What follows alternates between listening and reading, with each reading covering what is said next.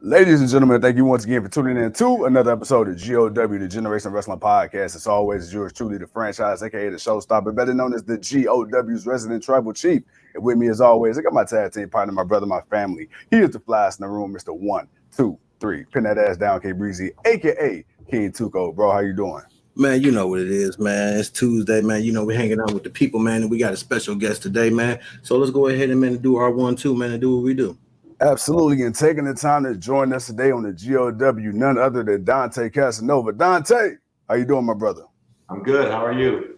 Good, man. Good. Thank you for taking the time to come on here today. Oh, man, my pleasure. Thank you for having me. All right, man. Well, look, as we said before we got on here, man, you and I, we had a brief discussion. So, we're going to kind of let the conversation flow and, wherever it goes, and we're going to go from there. But with that being said, man, let's start off with something easy. First of all, tell the people who don't know and would like to know, who are you, where are you from, and how did you get involved in this thing called wrestling, man? Well, as you said earlier, my name is Dante Casanova, currently residing in a small town called Winter Haven, Florida, which is, if you don't know where that's at, if you take Orlando, you take Tampa, and you just coincide right there in the middle, that's where I'm at. I'm in the middle of everything, Central Florida, hot, sunny, beautiful weather. How I got into this crazy business, I was a fan growing up. Who wasn't a fan at one point, you know what I'm saying? And I saw people doing, what I've always wanted to do. And I was like, you know what, if they can do it, what's stopping me from doing it? So, 2 years later, here I am. Speaking of being a fan, who was somebody or, what people were you a fan of? Were you more of a fan of the heels? Were you a fan of the faces? Like, who gathered your attention? So, it's a corny answer, but growing up, I started watching when I was young. So my guy was always John Cena. That's my guy growing up. That's who I started watching, and that's who got me into wrestling, essentially. But as I got older and I got a little more mature, I started to, really get captivated by the heels and whatnot. Guys like, Randy Orton, Triple H, CM Punk at the time when he was getting red hot and whatnot. Just heels really spoke to me, Okay. What is it about that heel that you say it speaks to you, but what is it about yourself that makes you, that you think that you can be a great heel? What is it about you that makes that that you bring it to the table? I don't like people. That's a great start right there. I don't like people. So that's a great start. Cheers to you. Okay. I'm a reclusive person. I like my space. I like my time. I don't like people interrupting me. I don't like really interacting with people per se. So they got to do and say what I always wanted to say and do. Like stay away from me. I don't need you. I don't like you. I don't want you. That resonates with me. Damn, I like that. Speaking of not I liking never heard people, that answer that way. I like that. Okay. and that was an honest answer. We didn't get a cookie cutter answer. I like that. Right, straightforward. I can respect it. Hey, I don't like. Hey, man, people get on your nerves sometimes, man. You just really do. I get you. Speaking of being a heel and not liking people, you hear a lot of wrestlers say their character, just their real life persona maxed out, right? So how much of you not liking people, or just in general, just when you got to get into that zone, right? Whether it's heel, face, whatever. How much of that mentally does that wear on you before you go into a match, especially like this bull rope match you had, right? I'm looking at that and I'm thinking like, yo, I couldn't just wake up. It's like, damn, you know what? I got a bull rope match today, but I'm also not a wrestler. So, how do you mentally prepare yourself for certain matches and stipulations like that? I've always looked at it this way, when the bell rings, when we're out there in front of people, it's not me. It's someone entirely different. I can be literally anybody I want to be, whether I'm a face or a heel. If I'm a face, I can be a superhero. I can be someone that I've always looked up to. I can make a little kid happy because I've always wanted to be happy, seeing my heroes on TV or whatever. But, flip it around. If I'm a heel, it's the best. I can do what I truly want to do and just yell at people and just hurt somebody. It's just different. It's not me. It's somebody that I am portraying, but I can use little personality traits that I've always wanted to incorporate, but can't because of whatever the reason, whether it's not right morally or legally. I can do it. I can hurt somebody and get away with it as a heel. So that's what mentally prepares me. Is like, how can I hurt this person and enjoy hurting him as a heel? How tall are you, man, by the way? I'm 6'2". See, okay, because watching your videos, man, you look taller, and I mean, because you got a nice build for a big. Because I was about to say, man, he's a big dude, and he's moving like really, really great in the ring for a big dude. But I'm like, but I know TV video it adds weight, height and stuff. So I wanted to ask that, but No, I like the way you move in the ring. I think I like the way you move. You're a solid guy, but you have a lot of arsenal. You're definitely athletic and your agility. So I definitely like that, man. But just kind of curious, but. You say that Triple H and Randy Orton and those guys were the reason why you wanted to be a great heel, but who were those guys that you looked at when you were coming up and it was like I want to do what they did, like, because to me some of your moves kind of I see a little bit of Rey Mysterio, I see a little bit of the a little bit of everybody else. So who were some of those guys that when you saw them they was like, man, that's what I want to do?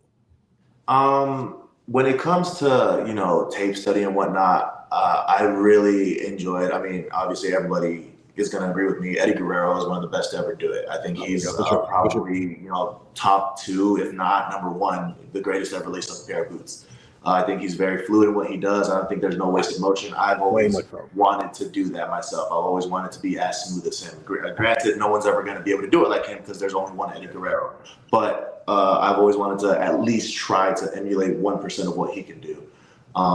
Another person that I very much looked up to was The Miz. The Miz was so easily hated, but what he did was so calculated and so precise. And I've always liked that about him. And a lot of people say, oh, he doesn't do anything. But if you look at between the lines and between the moves, he does a lot. Like, it's just a little nuances. And I think it's very important.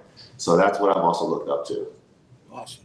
Cool. Speaking of, the nuances, yes, you got to have the moveset, right? But at the end of the day, especially, when you go up and you move up in wrestling promotions, it becomes a little bit more about the entertainment aspect of it, right? Can you put asses in seats? So how much of that psychology and, being aware of not only yourself as an in-ring wrestler, but as an overall performer, how important is that to you to really learn and hone the character as opposed to just the moveset? I think it's very important because one thing that we were harped on when I was in training school was, yeah, I can teach you a bunch of moves. I can teach literally my next door neighbor how to wrestle. But what makes you special or important enough to make me want to pay my money to see you do something different than the next person? So, like, anyone can do a suplex, but your character-wise, what differentiates you? Anyone can do moves, like I said, but you got to have something about you. You got to bring something to the table that you're not doing with just moves. So I think having a character and having that entertainment value and personality traits, I think that's an important thing in this business. Okay.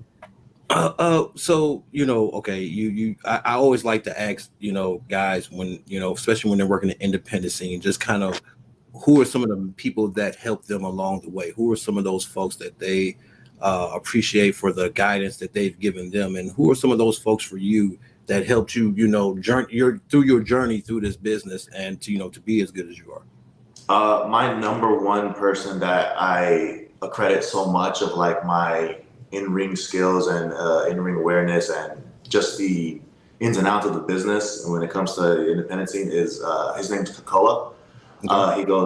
He's a Florida guy, but he's been in the business for a long time, and he's so smart with everything that involves professional wrestling, whether it's character, whether it's moveset, whether it's psychology, whether it's just being a good person. He's very, in depth with that. So I very much give him a lot of credit and praise for helping me and for him to even take the time. Like I said, I'm pretty new in this business. I'm working on my third year. He's been in this business for I want to say close to 20. So he has no reason to really care about me at all. But I took the time to ask him, hey, I asked him a couple questions if you can watch a few of my matches. And he, without even hesitation, was like, yeah, man, just send me something. I'll get back to you. And he got back to me within a day's notice. So I very much appreciate and applaud Kakoa for helping a young student out in this business. You said, you're in your third year in the business. And My question to you would be, how does a guy that's only in his third year in the business, AEW, I believe in fourth year now, and you've got a little bit of experience with some AEW television. So how does a guy in less than 5 years of wrestling, get a chance to, perform on the second largest company in the world, man? How did that come about? Just, right place, right time, who you know, what just stand out, email a lot, just whatever little opportunity you get, whether it's, a 10-minute match on TV or a 10-second match on TV, you do what you can, you gotta make yourself stand out. But I can't just, spit, a bunch of lies here. I have a couple connections. One of my coaches is Sean Spears, he's in AEW.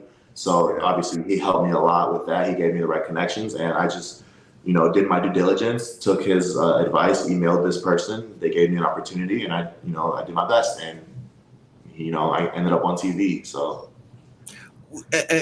as a guy that's 3 years in, when you look at wrestling today, considering there's been changes over the last few years. AEW came into the business. WWE was kind of doing their thing and how they, what they perceived and whatnot. We all are used to that. But for a guy 3 years in, or even growing up, what is your just take on the business today, as far as just where it's at, with the wrestlers, independent, big time, whatever, just your feel and just what you're seeing. So my thing, and this is something that I very much believe in. Mm-hmm. I love the fact that in today's pro wrestling business, anybody can be a pro wrestler. Yeah. But at the same time, I very much dislike that anybody can be a pro wrestler. Say it again, brother. Come on, respect that. It's a double-edged sword. Again, bro, I respect that.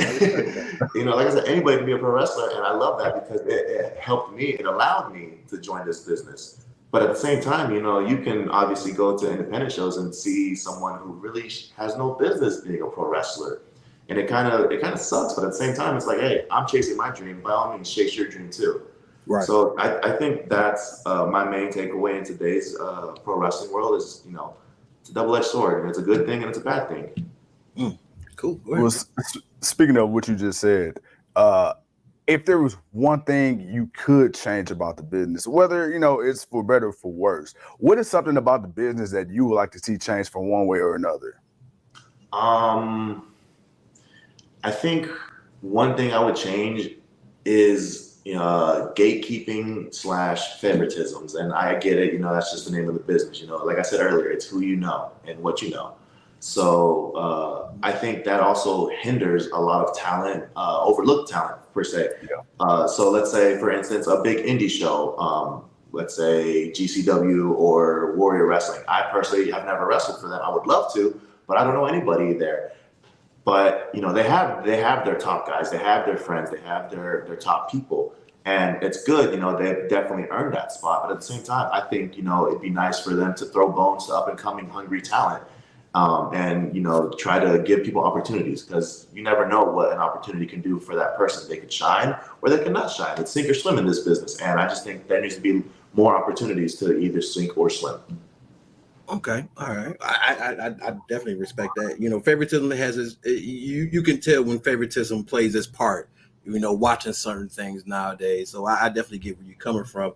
But I think we've been a little nice for right now. So let's get a little nitty gritty here, man.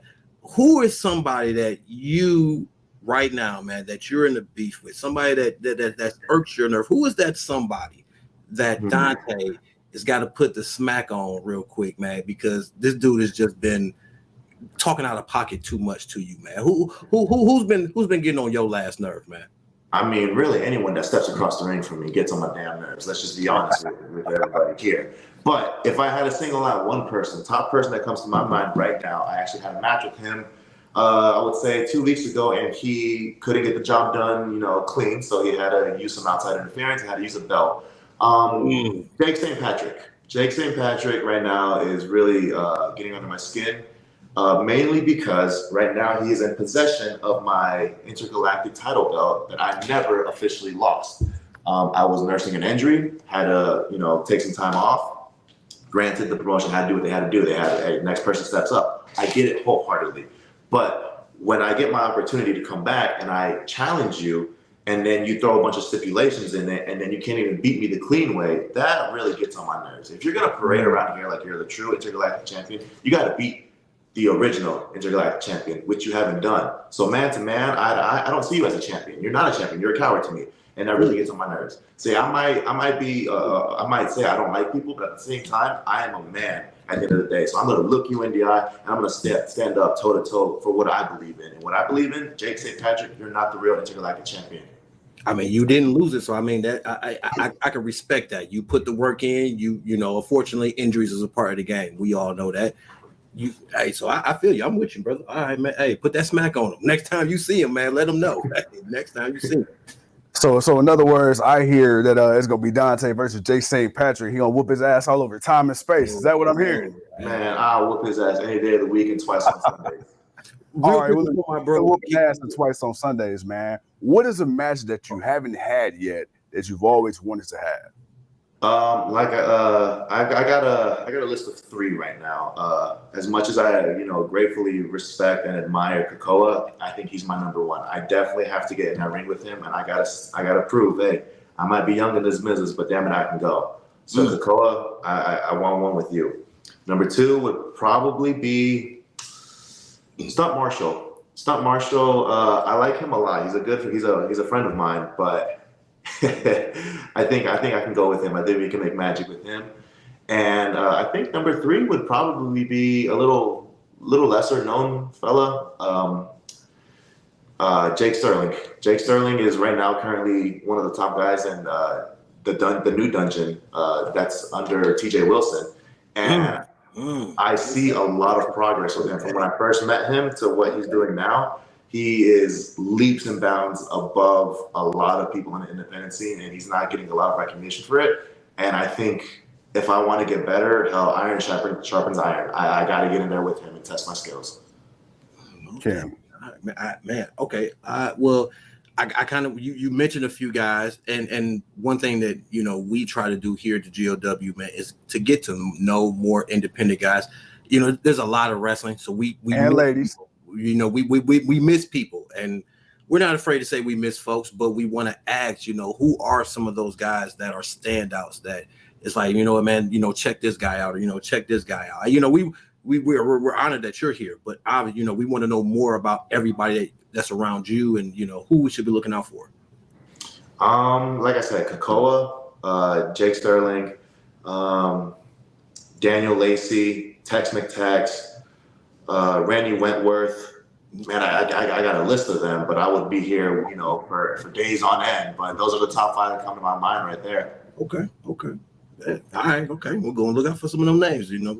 We love this business, so we definitely want to look at for the new up and coming talent and want to see you do more in the business, man. So definitely go looking out for that. Dante, you mentioned a couple of the people that you work with and that you wanted to work with. Who is the most famous person you work with thus far, and who is somebody past, present, or future? If you could have that dream match, who would it be against and where? Now, are we talking strictly independence, or are we talking like who I've worked? Wherever you want to go, man. Wherever that person is that is like you feel like you can give them the best that you got, whoever it is. Okay. Dream match, and this is just me, just fantasy booking. I hope for speedy recovery. I hope he's doing well. Randy Orton is my guy. That's I might have said, John Cena was my go-to guy as a kid, but as a student of the game, Randy Orton's my guy, 100%. Would love that. I know, he's got, less time in front of him than he has behind him, but I think he's definitely the top 3 greatest of all times with everything, not just the entertainment aspect, but with literally everything in the ring. You can't touch Randy Orton. He's an old school throwback. Not to cut you off, but he's like an old school throwback to, that old school style of wrestling, them Hogan, Macho Man kind of days where, you told a story in the match and you just didn't go out there and just do a whole bunch of stuff. You made the people pay attention. So I definitely agree with you on that one. Absolutely. Yeah, Randy Orton is my dream match. Fantasy booking probably would never happen, unfortunately, but I could literally have one match and it'd be him, and I can never lace my boots up again, and I'd be happy with it, honestly. When it comes to your first question, was the most famous person I've wrestled? I mean, I've wrestled Wardlow. I've trained under Sean Spears and Tyler Breeze, and I've had matches with them, not officially, but like, you know, training matches with them. I've wrestled Max Caster, the Acclaimed. Let's see, Aaron Solo, Nick Camarado, Don Castle, beautiful man. I love him so much. Can't say anything negative about him, but Don Castle, I've had a go with him, so I love that. Yeah, that's pretty much, yeah. You mentioned Sean Spears and Tyler Breeze. Were you at the Flatbacks Wrestling School? Is that what you're referring to? Yes, sir, I was. That's where I trained, Flatbacks. Got you. King, man, do you have any more questions for our guy Dante, man, before we wrap it up? No, man. I appreciate you taking out the time, man. It's good to, you know, we want to do more of things like this where we talk with more, you know, up and coming talent in the business. You know, we want to, you know, see more about you, man. Like I said, I got to watch a couple of your matches, man. Like I said, I love the way you move in the ring. You're definitely someone I want to keep my eye on, man. So Dante Casanova, you definitely got a new fan today, man. I appreciate it. Thank you so much. Say, I got one more question for you, man, because you know what? It's kind of been bothering me, and I've been trying to figure this out, man. You know how for a while people didn't know if, you know, Taz was black or what The Rock was? I got a question for you, brother. Because I'm looking at you right now. I'm like, damn, man. I'm sorry, like, bro. It's he goes off the script sometimes. Hey, I'm looking like, man, you could be my cousin right now. So I'm kind of curious, man. You know, are you an island boy, or you know, talk to the people, man. What's your heritage? I'm Mexican. I'm 100% Mexican. Oh, okay. 100%, Okay. I knew it had to be something because I'm looking. I'm like, yeah, man. I'm like, look, his name is Dante Casanova, brother. Did not. Hey, look. Don't you do that, because don't act like a king to dream didn't exist. Okay. I mean, okay, that's true, but I think Casanova, like, come on. Hey, I wanted. You gotta have a certain flavor to be that, man. You gotta have a certain type of flavor, man. And my man got it. But no, hey, look, as you see, man, we definitely like to make the people crack up, man. We definitely want to have fun with you, brother. First of all, I want to tell you, we've done many interviews. I can honestly tell you to your face, man, this is no smoke. I've absolutely had a blast with you. I love how easy you were to work with, how easy you were to talk to. And honestly, man, look, anytime you have anything coming up, you let us know, brother. We'll be glad to have you on. Oh, man. Thank you so much. Like I said, I greatly appreciate you guys having me. I thoroughly enjoyed my time, too. You know, if you guys ever want to...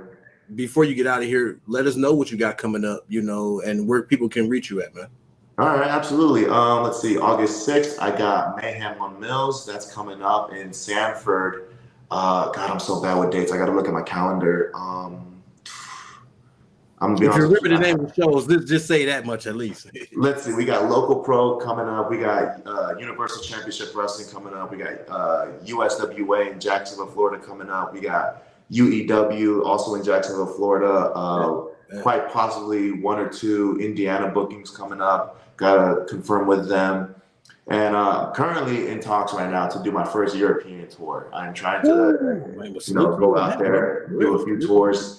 Get my name more known out, more than just in America. You know, I want to be the next big thing. So I definitely that has worked wonders for a lot of people that have come up in the smaller companies. Man, is being able to go international and make a name over there, because that definitely brings more attention here, man. So man, good luck to you, man, on that, for real. Appreciate it. And with that being said, ladies and gentlemen, thank you once again for tuning in to another episode of Generational Wrestling. I'm the franchise, he's the king, and he's the next big thing, Dante Casanova. Until next time, we'll see you when we see you. Peace.